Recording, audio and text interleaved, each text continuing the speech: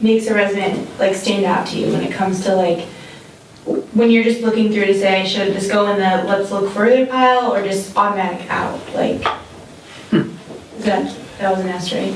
Nope. No, well, I mean, automatic outs are spelling errors, you know, and I'll speak for my wife because she's the one that looks at all the resumes and she's throwing people out. I'm like, well, give them a chance, you know, I don't spell that great.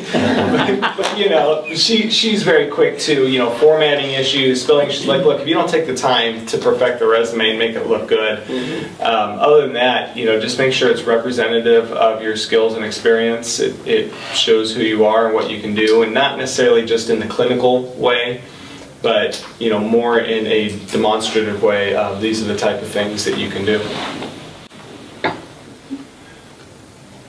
I would agree with the spelling thing. I think that's universal. It is astounding, though.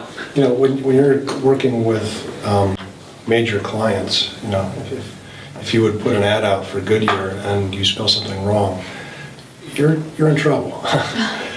So those kinds of details are very important.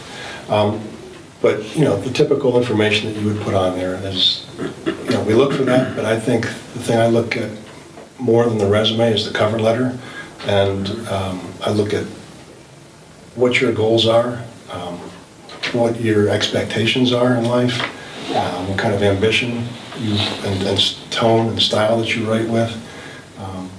So, I mean, every resume I get says, yeah, I know how to do Creative Suite, I know how to do this, I've got a year and a half of experience, whatever.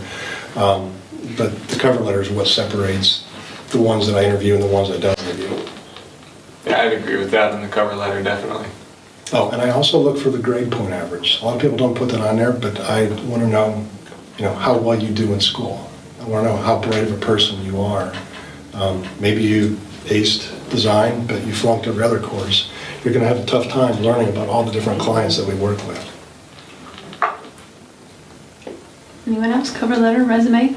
Along with that cover letter, so like you said, like your goals, expectations, like I'm a server right now and I don't know if it's like okay to come into a cover, I've never written one personally, I do have my resume done, but like with the cover letter, I don't know like if it's okay to just be like, yeah, I've served before, you know, I've been a part of like the service industry like for 4 years, I've never done anything outside of that except for the schooling that I have, so it's like, it's kind of hard for me to like put that together in a cover letter. You have frontline experience dealing with customers. I mean, communication skills. And it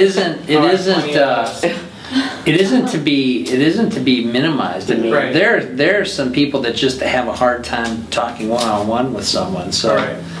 I would say that that's a strength.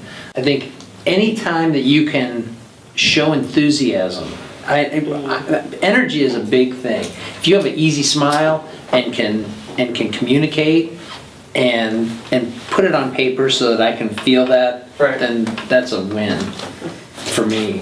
Yeah, and I would think any time that you show that you have researched the company in the cover letter, that is a big plus. You know, when we see people that they can talk about the members of our team like they know them, you know, like, wow, you know, they've done their homework. That's pretty big. So the cover letter should be geared toward the job that you're applying for.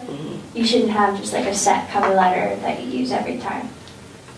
Specific Most job. definitely. Yeah, it needs to It change. needs to be specific. I would say, yeah. Absolutely. Yeah, I always thought it was something that was going to be the same Yeah, I thing. did. Now that you guys are saying that, it would It makes obviously. sense. So if you were to apply Same, to yes. a job at each of our places of business, You're Yeah. for- that would be 4 different. Now, that doesn't mean that the bulk of the letter, not every word has to be different. Right.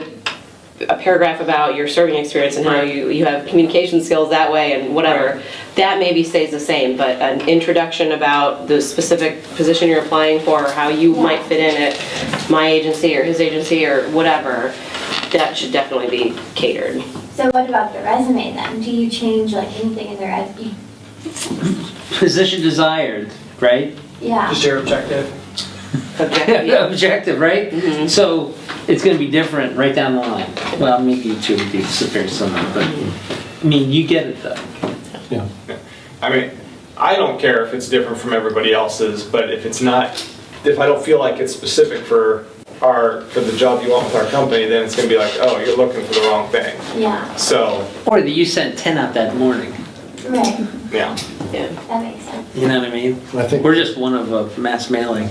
like they said about researching the company that you're applying for, including those little nuances that says that you did that research. For instance, we're big on positioning, Okay, brand positioning. And so if you included something in your cover letter or on your resume that hinted that you know what that is or have studied a little bit about that or something, Yeah. would pique my interest.